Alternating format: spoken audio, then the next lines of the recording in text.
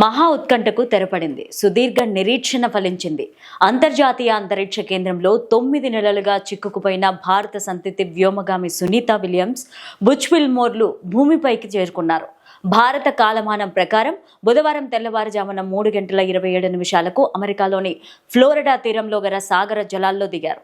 Space ఎక్స్కు చెందిన crew dragon freedom వారిని సురక్షితంగా భూమిపైకి తీసుకొచ్చింది.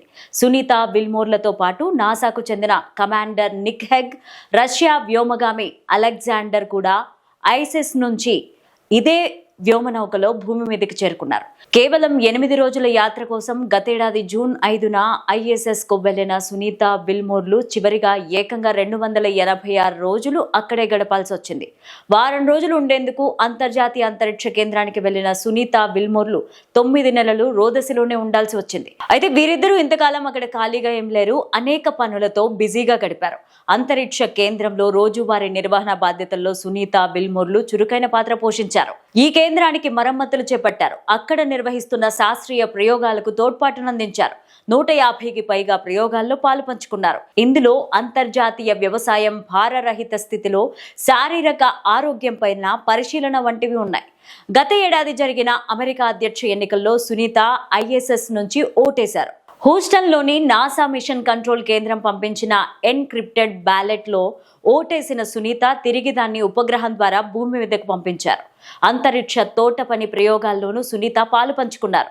ఐఎస్ఎస్లోని అడ్వాన్స్డ్ ప్లాంట్ హ్యాబిటెట్లో రెడ్ రొమైన్ లెట్యూస్ సాగు ప్రయోగాన్ని చేపట్టారు.